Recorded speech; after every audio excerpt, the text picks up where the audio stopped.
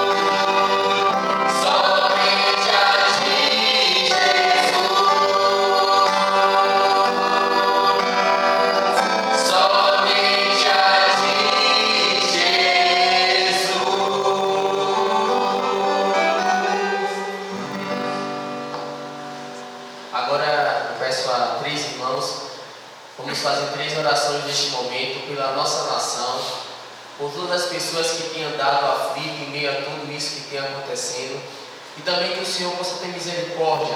Temos certeza que cremos em um Deus que é vivo, que vive para sempre, e tudo sempre está no controle dele. Mesmo que pareça para a gente estar fora do controle, sabemos que o nosso Deus, Ele está no controle de tudo. E vamos orar neste momento por todos esses pedidos. Oremos.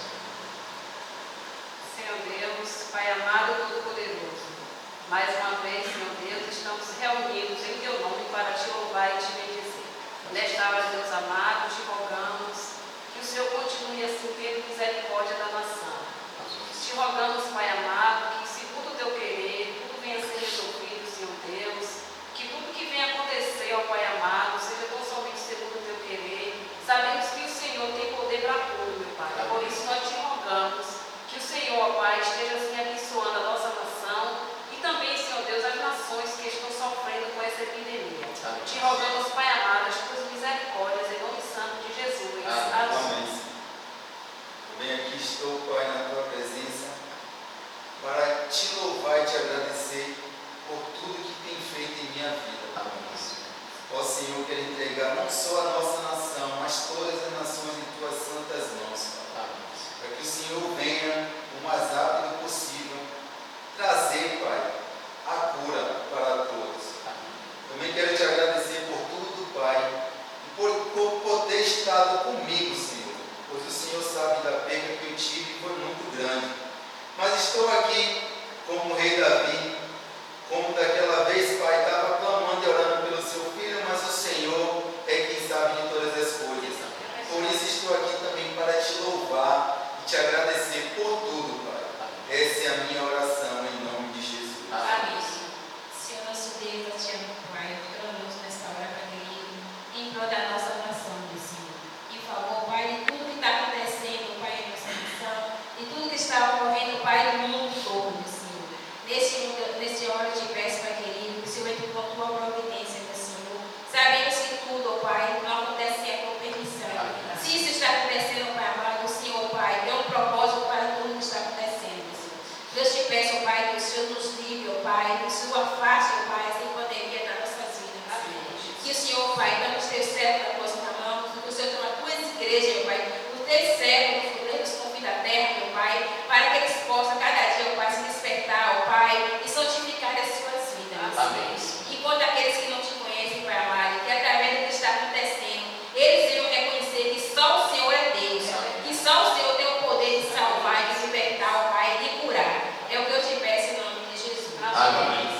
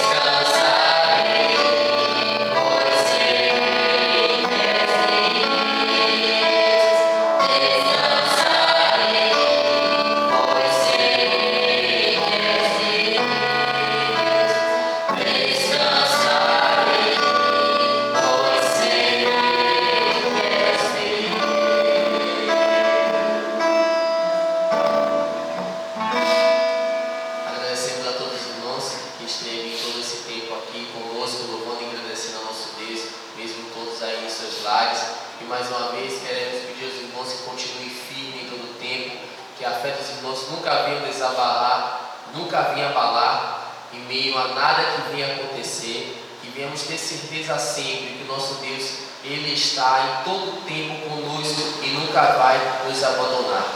Olá, meus irmãos, que a graça de nosso Senhor Jesus Cristo possa estar alcançando você aí, no seu lar, se você estiver assistindo a esse vídeo nesta hora. Eu gostaria de orar por você. Eu gostaria de orar por sua família. Eu sei que são momentos difíceis que a gente está passando e que a família hoje se encontra reunida em seus lares, a família encontra reunida nas suas casas cultuando ao Senhor. O confinamento ele traz também efeitos negativos e é por conta desses efeitos que possa trazer o confinamento para a vida do casal, para a vida da família, para que nada abale também a vida da família e que nós vamos orar nesta hora. Soberano Deus, maravilhoso Pai, ó Deus, nós te damos graça. Nós te agradecemos, ó Deus, pela oportunidade que temos de poder cultuar ao Senhor, pela oportunidade que temos de poder cultuar ao Senhor juntamente com a nossa família. Nós te pedimos, ó Deus, que os efeitos do confinamento, o fato de estarmos, ó Deus, todos juntos num só lugar, 24 horas por dia, isso traga apenas efeito positivo nas nossas vidas. Possamos compreender melhor o outro, possamos, ó Deus, nesta hora, exercitar o amor, a paciência, possamos, ó Deus, estar ligados em Ti. Nesta hora nós também suplicamos que o Senhor fale aos nossos corações. Nós, enquanto igreja, queremos ouvir, ó Deus, a Tua voz. Nós ansiamos por Tua voz. Fala conosco agora, Deus. É a nossa oração em nome de Jesus. Amém? Eu convido vocês a abrir suas Bíblias no livro de Atos, capítulo 27. O capítulo 27 de Atos, ele é bastante interessante e aí a gente vai encontrar uma linguagem sempre na primeira pessoa, Lucas escrevendo, Lucas muito perto de Paulo, Lucas vivendo toda essa experiência. E aí o capítulo 27 é um capítulo extenso, porque Lucas faz questão de trazer minúcias, Lucas faz questão de trazer coisas que ele viu de perto, que ele vivenciou, e ele vai descrever minuciosamente cada ponto, cada detalhe. E o texto de hoje é um pouco extenso, até mesmo na leitura. Eu não costumo usar um texto muito longo, mas dessa vez fugindo à regra. Eu convido vocês a ler o capítulo 27 de Lucas e vamos a partir do versículo 6. Ali, o centurião encontrou um navio alexandrino que estava pronto a rumar para a Itália e ordenou que embarcássemos nele. Navegamos lentamente por muitos dias e foi em meio a muitas dificuldades que chegamos a Cnído. Não nos permitimos os ventos prosseguir mais adiante.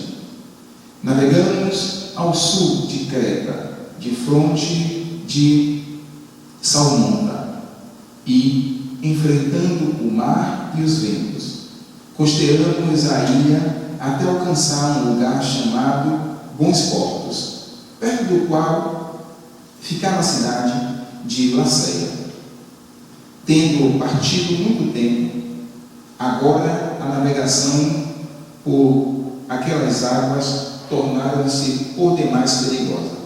Eis que o dia da expiação já havia passado, e portanto Paulo os advertiu: Senhores, antevejo que essa viagem seja desastrosa, com avarias e muito prejuízo, não apenas em relação à carga e ao navio, mas também para nossas próprias vidas.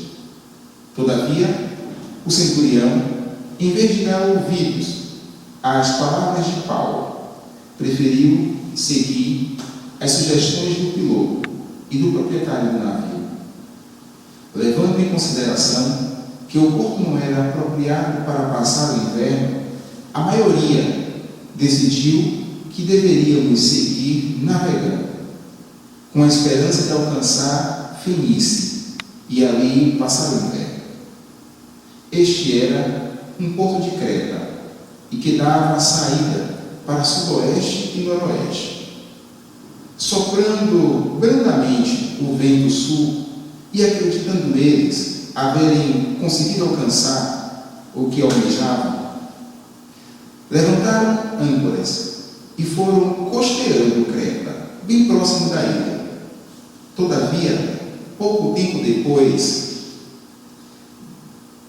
desencadeou-se contra a ilha uma espécie de furacão, conhecido como vento nordeste, e, sendo o navio lançado para fora de curso e não podendo navegar contra o vento, nos rendemos à sua fúria. Cessamos as tentativas de manobras e nos deixamos ser levados, passando ao sul e bem próximo de uma ilhota chamada Clauda. Foi com extremo esforço que içamos a bordo o bote salva-vidas. Conseguimos recolher o bote para dentro do navio, empregamos todos os recursos para reforçar a embarcação com cordas e tentando que encalhasse nos bancos de areia de ciste e temendo que encalhasse no banco de areia de ciste, baixaram-se as velas e largaram o navio à deriva. Contudo, no dia seguinte, sendo violentamente castigado pela tempestade, começamos a atirar ao mar a carga do navio. Ao terceiro dia, em meio à tempestade, com as próprias mãos, lançaram fora a armação do navio. Nem sol, nem estrelas foram avistadas por muitos dias. Aqueles ventos devastadores e o mar revolto abateram-se com ímpeto sobre nós, a ponto de perdermos toda a esperança de sermos salvos. E após muito tempo, sem comer, Paulo se pôs de pé no meio deles e admoestou-os: Senhores, deveríeis ter dado ouvidos aos meus conselhos e não ter saído de Creta naqueles dias, pois dessa forma teríamos evitado este dano e prejuízo. Entretanto, agora exorto-vos a que tenhais bom ânimo, porquanto não se perderá vida alguma entre nós, mas somente o navio será destruído. Pois ontem, durante a noite, apareceu-me um anjo do Deus, a quem pertenço e a quem sirvo, e comunicou-me: Paulo, não temas, eis que é imperativo que compareças diante de César. E por isso, Deus, por sua graça, te concedeu a tua vida e a de todos os que estão navegando contigo. Portanto, senhores, tende coragem, pois confio em Deus, que tudo se cumprirá conforme me foi anunciado. Certamente seremos arrastados para alguma ilha. Chegou a 14ª noite de agonia e continuávamos sendo impelidos pela tempestade no mar Adriático, quando por volta da meia-noite os marinheiros pressentiam que estávamos nos aproximando da terra.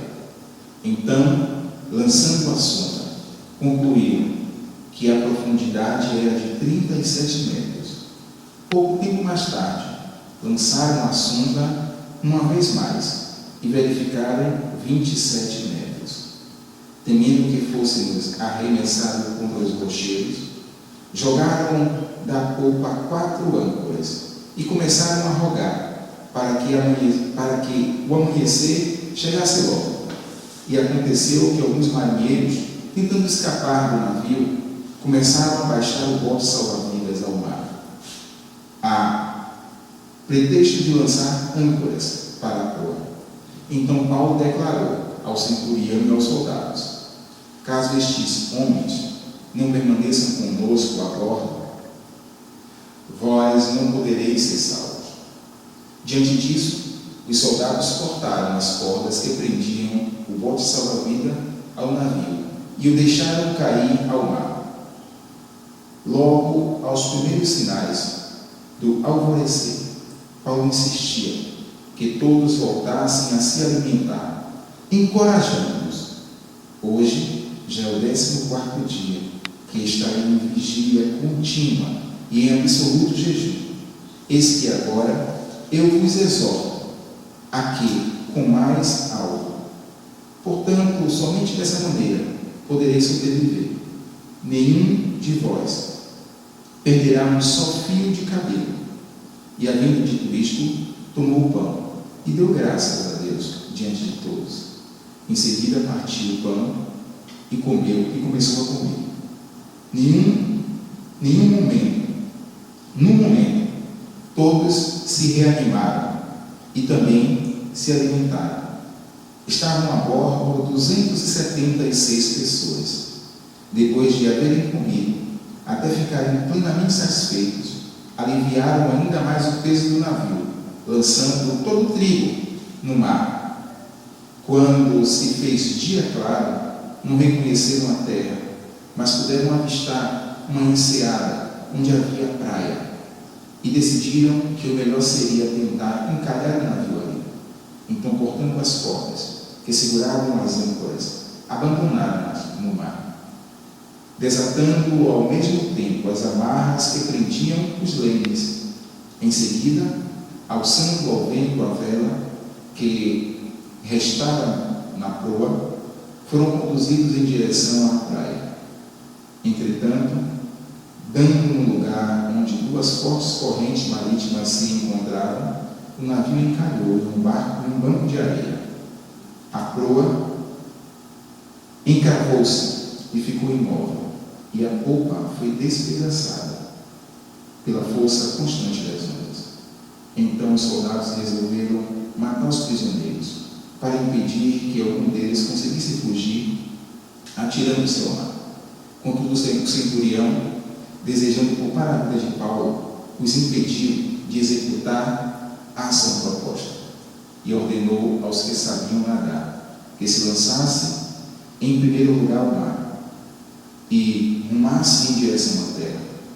Os demais deveriam seguir os primeiros e salvassem com a ajuda de tábuas ou destroços flutuantes do navio.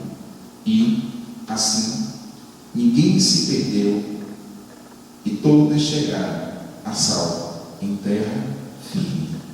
Texto extenso, eu preciso agora de um pouco mais de fôlego também. Me sinto como um daqueles homens, muito longe disso. A vida de Paulo foi uma vida sempre de constantes perseguições. Foi uma vida constante de dificuldade. E isso diz para a gente que o Evangelho traz também consigo as suas dificuldades. A semana passada nós falamos da dificuldade de ser cristão e hoje nós estamos reforçando isso. Ser cristão não é coisa fácil, nunca foi fácil ser cristão. Talvez hoje nós estamos acostumados com uma ideia que tentam vender para a gente. Venha e pare de sofrer, de que o Evangelho vai trazer para você sempre uma vida plena de gozo, alegria e felicidade aqui e a todo tempo. E quando a gente olha para a vida de Paulo, não é bem isso que a gente percebe. O Evangelho traz consigo as suas renúncias. Paulo, na verdade, está preso. Paulo é alguém que está no navio, mas a condição dele é de prisioneiro. É alguém que estava assim, um prisioneiro sendo transportado. Um prisioneiro sendo transportado para Roma. E alguns podem até acreditar que Paulo estava com medo quando ele fez a proposta de os homens ficarem ali e não navegar. Mas Paulo, na verdade, sabia do propósito que Deus tinha na sua vida. Paulo sabia que ele iria para Roma e que ele deveria pregar em Roma. Essa era a vontade de Deus, essa era a missão de Paulo. A gente consegue perceber esse texto, né? Sempre em primeira pessoa. Lucas aí bem pertinho, levando, acompanhando essa jornada de Paulo. Eu queria ler com vocês. Vamos acompanhar, tentar ler versículos por versículo. Eu sei que vai ficar muito extenso, mas para que isso não fique muito extenso assim, eu vou pular alguns versículos, mas a minha vontade, a minha proposta inicial era de que a gente conseguisse ver todos os versículos, mas como vocês perceberam, para que a gente conseguisse chegar num desfecho. A gente gente precisaria fazer um apanhado inteiro da história, que deixou o nosso texto muito longo, e agora vamos ler. E aí você pode acompanhar. Na tela de vocês vai aparecer aí o versículo 8, que vai dizer assim para a gente.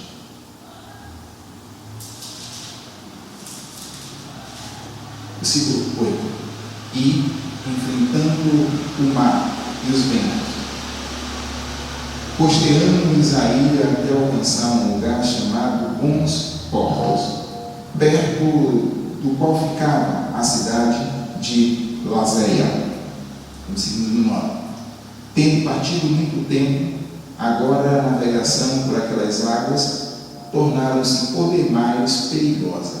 Eis que o dia da expiação já havia passado, e portanto Paulo os advertiu: Senhores, antevejo que essa viagem seja desastrosa, com avarias e muito prejuízo, não apenas em relação à carga e o navio, mas também para nossas próprias vidas. Paulo está preocupado com a vida daqueles homens. Paulo está preocupado com os bens daqueles homens. Ele está muito preocupado e demonstra sua preocupação com a viagem. Ele vai dizer assim: olha, já se passou aí a época do jejum. E o nosso amado Lucas faz a questão de narrar isso, de que o dia da expiação já havia passado. O que é que ele está dizendo para a gente quando ele diz que o dia da expiação já havia passado? Em algumas versões, o dia do jejum. Na verdade, existia um dia que era conhecido, que a gente conhece aí, entre os judeus, o dia do perdão, de que é um dia inteiro de jejum, um dia inteiro de oração, que acontecia entre o final de setembro e o começo de outubro. Então Paulo está dizendo assim: olha, já se passou setembro e outubro. Ele está dizendo que estamos na estação do inverno. Não é seguro viajar depois de setembro. Não é seguro viajar depois de setembro. E é impossível, é suicídio tentar viajar depois de novembro naquela região. Existem estudos recentes de alguém que fez o mesmo percurso e sabe o quanto aquele mar é perigoso, o quanto aquele caminho era perigoso. E é exatamente disso que Paulo está falando.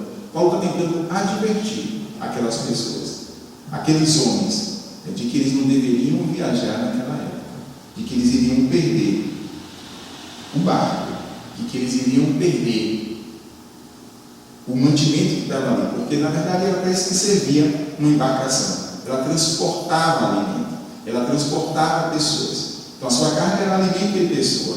Então ele está dizendo assim: olha, a função do navio é essa, vocês vão perder então o alimento, vocês vão perder as pessoas, e vocês vão perder, na verdade, o seu navio também, o alimento, o navio e as pessoas. E Paulo está incomodado com isso e avisa para ele. Mas parece que Paulo não é ouvido. Paulo está na condição de preso. Paulo ali não era um líder espiritual para aqueles homens. Ele estava ali na condição de um preso, de mais um preso, que estava sendo transportado naquele navio. Ele estava sendo transportado para Roma naquele navio. E não deram ouvido à palavra do homem de Deus. E assim, a gente, quando lê esse texto, precisa entender que Deus também dá sinais para a gente. De que Deus o tempo inteiro vai dizer para a gente de que deveríamos parar, de que deveríamos descansar um pouquinho. Fé é também sensatez. Paulo conhecia o caminho, ele conhecia aquele lugar, ele conhecia a região. Algumas vezes nós não damos ouvido a alguém mais experiente, que já viveu aquela situação. E isso acontece muito, quando a gente está namorando com alguém e quer casar. Alguém vai dizer assim: olha, tome cuidado.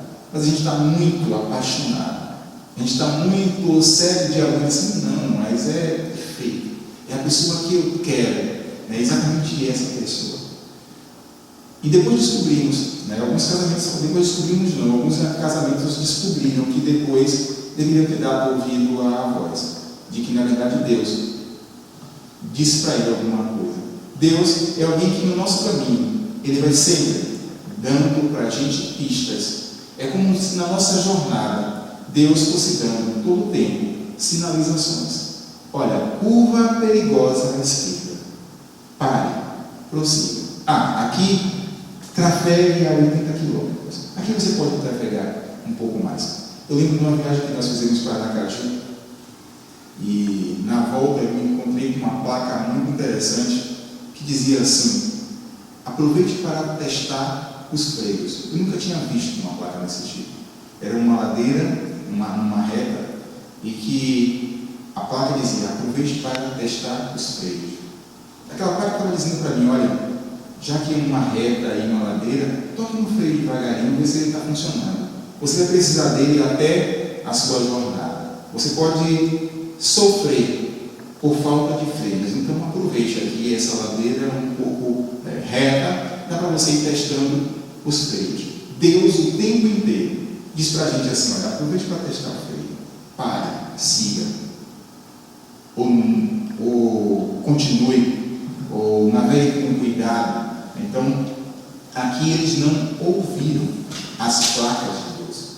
Eles não ouviram aquilo que Deus tinha dito inicialmente através do homem de Deus. E aí, versículo 9, tendo perdido muito tempo, agora a navegação por aquelas águas tornara-se por demais perigosa. Eis que o dia da expiação já havia passado. E, portanto, Paulo os advertiu: senhores, antevejo que essa viagem seja desastrosa, com avarias e muito prejuízo, não apenas em relação à carga e ao navio, mas também para a nossa própria vida. O versículo 12, e aí a gente vai descobrir por que é que eles não dão ouvido, vai dizer assim: levando em consideração que o porto não era apropriado para passar o inverno, a maioria decidiu que deveria seguir navegando, com a esperança de alcançar Fenícia e ali passar o inverno. Este era um porto de Creta e que dava saída para sudoeste e noroeste. Aqui o interessante perceber é que a maioria decidiu que deveriam ir, mas nem sempre a melhor decisão, a melhor palavra é a palavra da maioria. A maioria na nossa vida deve ser sempre aquilo que Deus diz. Deus é a maioria. Se a gente tem que ouvir uma maioria, que seja a voz de Deus. Ou quando a gente tiver que decidir entre a maioria e a voz de Deus, sempre atente para a voz de Deus. Atente para as pistas que o Senhor tem dado. Essa é a nossa. Nós não somos movidos pela maioria. Nós não somos impulsionados pela maioria. Muito pelo contrário. Nós somos impulsionados pelas pistas de Deus. E não seguir as pistas, não seguir as placas de Deus, isso traz consequência. É o que a gente consegue perceber. É o que a gente tem visto ao longo da nossa leitura. É isso que a gente também consegue perceber através das nossas experiências pessoais com a vida, de que não seguir as placas de Deus. Isso traz para a gente desastres, isso traz para a gente consequência. E algumas vezes não só para a gente, mas para pessoas que estão com a gente também. Quando a gente pensa em Paulo, em meio àquela situação, não tem como não lembrar de Jonas, mas com uma diferença singular. Porque Jonas é alguém que sofre. Jonas é alguém que é lançado para fora do barco porque ele está fugindo da presença de Deus. O mal sobrevém sobre aqueles homens porque ali tem alguém que resolveu ficar contra Deus. Alguém que decide fugir da presença de Deus. E aquele barco, o barco onde Jonas está, ele começa a se agitar, mas por conta de um homem desobediente. Aqui não. A gente precisa se perguntar assim: o que Paulo fez? Por que Paulo tinha que passar por isso? Por que Paulo estava sofrendo? Por uma decisão que não era dele, por uma decisão que era da maioria. Algumas vezes, meus irmãos, nós sofremos pela decisão da maioria. Algumas Nós, por não atentar para os sinais, para as placas, para as pistas que Deus nos deu, nós levamos outras pessoas a sofrer. Porque eu não atentei para o cuidado com a velocidade do carro. Eu posso colocar toda a minha família em risco, porque eu não atentei para a fidelidade. Eu coloco o meu casamento, a minha esposa, os meus filhos em risco, porque eu facilitei em alguma área da minha vida. Eu coloco em risco muitas pessoas. Então, uma decisão nossa precisa ser encarada, como sempre algumas vezes, decisões que trazem prejuízo não apenas para a gente, não apenas para mim, mas traz prejuízo para um grupo inteiro, traz prejuízo para muita gente. E aí o pecado ele é muito sutil. O pecado inicialmente ele parece ser algo seguro. Alguém que se iludiu na prática do pecado acreditou que ia dar certo, acreditou que não seria descoberto, acreditou que não seria só aquela vez. A gente nunca vai imaginar que alguém que se envolveu com as drogas, ele acreditou que no final da sua vida ele seria a pessoa que ele está sendo, ele teria a vida que ele está vivendo hoje. E o versículo 13 ele mostra para a gente o quanto ele é sutil, o quanto algumas vezes nós confiamos mais na nossa força, o quanto nós confiamos mais na nossa capacidade, nas nossas habilidades, e esquecemos as placas. A placa diz 80, mas eu sou um bom piloto, eu consigo andar a 100, vai dar tudo certo. O versículo 13 diz isso para a gente. Soprando brandamente o vento, olha como o vento sopra brandamente. Paulo está dizendo, olha, vai dar errado. Mas quando ele olha para o tempo, ele diz assim, não, o vento está soprando tranquilo, vai dar certo. Soprando brandamente o vento sul, e acreditando eles, havendo conseguido alcançar o que almejavam, levantaram âncoras e foram costeando Creta, bem próximo da ilha. Tome cuidado. A gente aprende, é um ditado nosso, né? Quem quer pegar galinha não grita show, não faz estardalhaço. O pecado da mesma forma, ele quando quer nos envolver, ele é bem sutil. Ele faz com que a gente acredite que vai dar certo. Ele faz com que a gente acredite que não seremos descobertos, de que tudo aquilo será tranquilo, de que deu errado para outra pessoa porque ele é descuidado, mas com as minhas habilidades eu consigo me manter tranquilo. Não se muda com isso.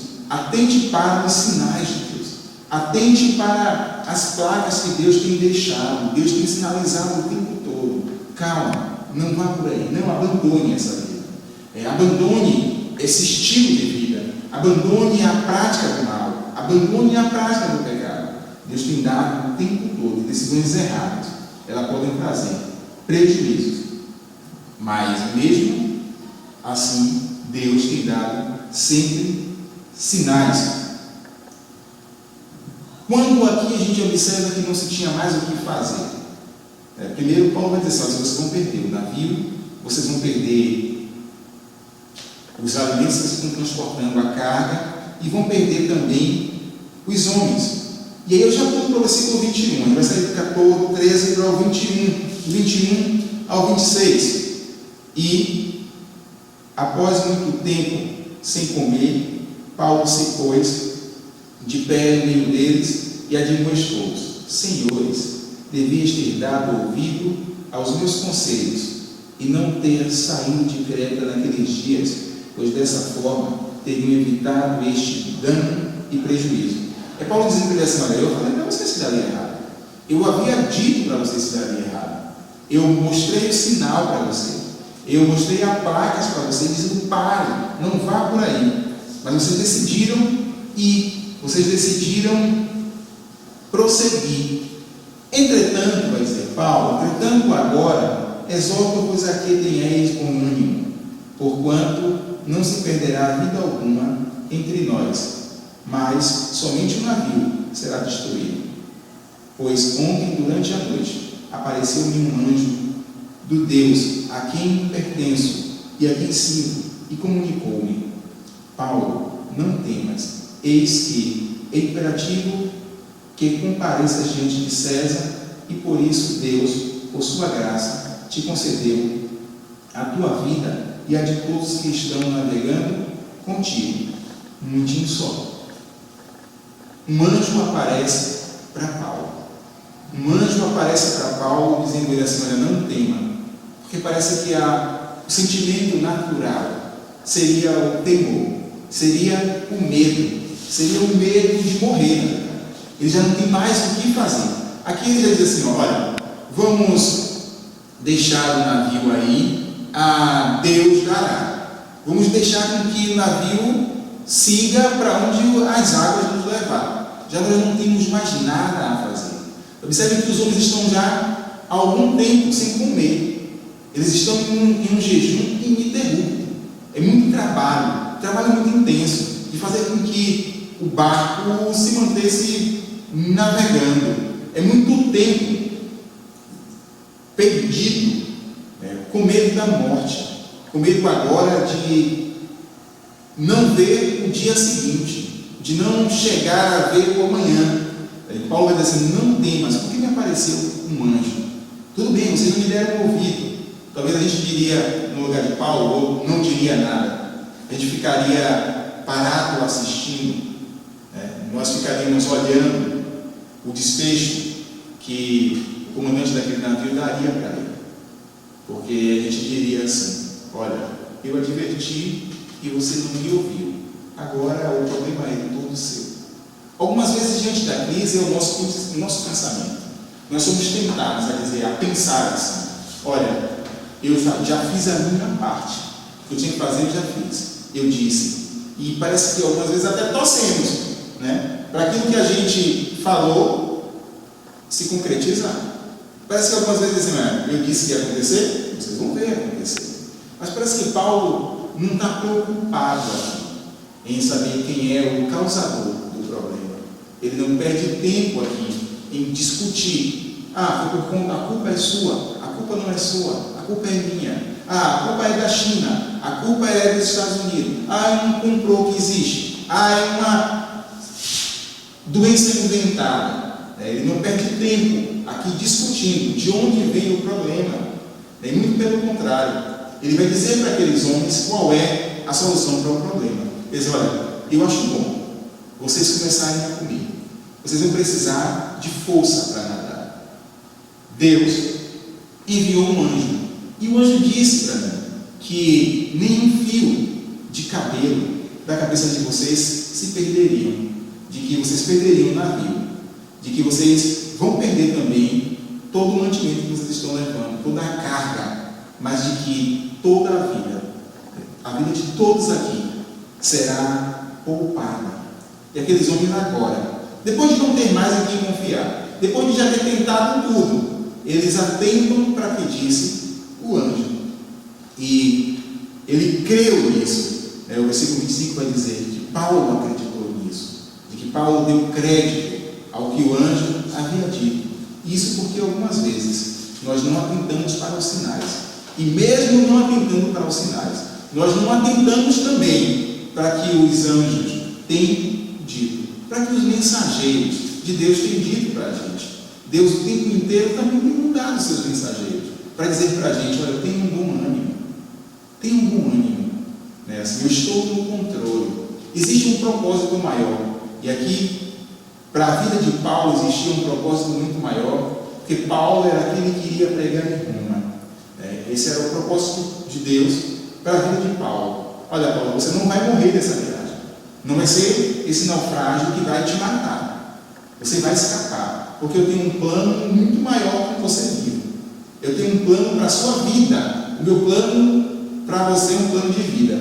E por conta da sua vida, eu vou poupar também todos aqueles que estão ao seu redor. Nenhum desses que estão aí vão se perder. Isso diz para a gente uma outra coisa: de que os planos de Deus para a gente são planos de vida, e de que as bênçãos de Deus para a nossa vida são bênçãos também que abençoarão os nossos, que abençoarão aqueles que estão perto de nós. Então, a bênção de Deus sobre a sua vida, em meio a toda essa tempestade que a gente está vivendo, o plano de Deus para a sua vida abençoará as pessoas que estão aí com você na sua casa. Que talvez por conta dessa pandemia, desse furacão que a gente está vivendo, Deus abençoe as pessoas que estão aí no seu lado, em meio à tempestade. Deus diz assim: não temas. Não temas, você não tem por que temer. Quando a gente pensa na providência de Deus, e foi por isso que me intrigou, quando a gente escolheu esse texto, por que é que o anjo aparece dessa forma? O anjo só Paulo vê. O anjo aqui, só Paulo disse ter visto o anjo, mas ninguém. Eram mais de 200 homens no navio, e ninguém viu esse anjo. Apenas Paulo. A gente não está duvidando de que ele viu o anjo, não. A gente duvidaria, talvez, da manifestação desse anjo. Porque tudo que a gente espera em meio ao caos, tudo que a gente espera em meio à turbulência que nós vivemos, é que Deus apareça com uma voz de trovão, ou que Ele apareça e diga assim: acalme-se o mar, e o mar se acalma. Observem que, neste episódio, Deus agiu. Os homens foram poupados, mas Deus não fez com que a tempestade cessasse. Deus não fez com que o barco continuasse intacto. Deus não fez com que a carga de trigo permanecesse seca, que o trigo permanecesse com eles. Tudo aconteceu. Tudo continuou acontecendo da mesma forma. Não houve uma intervenção, que a gente acredita, física, fazendo com que as coisas não acontecessem, ou Deus mudando o rumo daquela história, dando aquela história um outro desfecho. Não apareceu um anjo com superpoderes que abriu o mar e que a tempestade passou. A gente apenas encontra alguém dando ouvido à voz do anjo. Na verdade, o que muda aqui não são as circunstâncias. É Deus dizendo assim: em meio às circunstâncias, em meio às tribulações, podem mudar os tempos, podem mudar o mar pode ficar revolto, pode mudar as estações, pode chegar o inverno como chegou para eles, mas Deus continua sendo o mesmo. Os propósitos de Deus para cada um de nós continuam sendo os mesmos. Então mudam as estações, mudam as circunstâncias, e Deus é alguém que age além das circunstâncias. Deus está agindo além das circunstâncias. Deus faz com que aqueles homens mudem. O que muda não é o tempo, o que muda são as pessoas, o que muda não são as circunstâncias, mas Deus trabalha na vida daqueles homens. São eles que precisavam mudar, eram eles que precisavam confiar. Então Deus muda o coração deles, da mesma forma que Deus quer fazer com a sua igreja. Eu acredito que em meio a toda essa tempestade que nós estamos atravessando nos últimos dias, ela vai passar. Ela vai passar. Vai trazer alguns contratempos. Vai trazer, como já trouxe, algumas mortes. Trouxe algumas sequelas. Mas a igreja, ela sairá certamente com um outro pensamento. Talvez o que precisava mudar era a nossa postura em relação à igreja, ao que é ser igreja. O que deveria mudar é a espécie de culto que nós estamos prestando a Deus. Que espécie de culto nós estamos prestando a Deus? Talvez a gente tenha feito muito barulho. Talvez a gente não esteja ouvindo a voz de Deus. Talvez a gente não esteja atento aos sinais que Deus tem dado. Talvez às vezes a gente não tenha dado crédito àquilo que o anjo tem dito. E aí tudo acontece para que a gente agora reflita sobre isso, para que a gente reflita que tipo de culto nós estamos prestando ao Senhor. Às vezes a tempestade da vida faz com que a gente, dentro da gente, também faça uma outra tempestade, ou até que em algumas vezes, em alguns casos, o barulho que faz dentro de mim é muito maior do que a tempestade lá fora. Eu consigo fazer um barulho, uma inquietação dentro de mim, que é muito maior do que o barulho lá fora. Existe uma ilustração que, na verdade, pertence ao livro de Rubem Alves, Entre a Ciência e a Sapiência. É uma carta que ele escreve a Roberto Marinho. Ele escreve algumas cartas, se não me engano, 3. E uma dessas cartas que ele escreve, Roberto Marinho, não está no seu livro, ele fala sobre o anjo engravidante. E que me parece que eu já contei essa história aqui. Ele vai dizer que o anjo, que Maria engravidou pelo filho, ela engravidou por ter um filho, o anjo, ela creu naquela promessa de Deus, ela creu naquilo que Deus estava falando para ela. E aí ele escreve para Roberto Marinho dizendo assim: olha, você hoje tem a mídia, talvez na sua mão.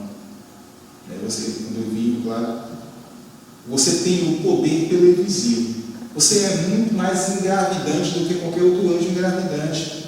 Porque o anjo parece que engravida uma pessoa ali, outra aqui. Naquele barco, diante de quase 300 homens, Paulo foi engravidado por esse anjo, ele creu nisso. Mas parece que a televisão tem o poder de alcançar o maior número de pessoas, e aí ele perdeu a oportunidade de engravidar muitas pessoas, de fazer muitas pessoas crerem, de fazer muitas pessoas acreditarem. A nossa missão hoje aqui é só uma: é apenas fazer com que você dê ouvido ao anjo. Nós estamos aqui hoje neste culto, os meninos do louvor, a gente agora com a ministração da palavra, com uma única função: dizer para você assim: aquiete-se, confie em Deus, não tenha medo. Apenas trazer uma palavra de conforto, porque enquanto a gente espera que os anjos e de que Deus faça sempre algo sobrenatural, de forma fantástica, miraculosa, a gente precisa também perceber de que apenas a palavra do anjo foi suficiente. O anjo apenas tinha essa função de fazer com que aqueles homens acreditassem na palavra de Paulo, fazer com que aqueles homens atentassem para o que Paulo estava dizendo.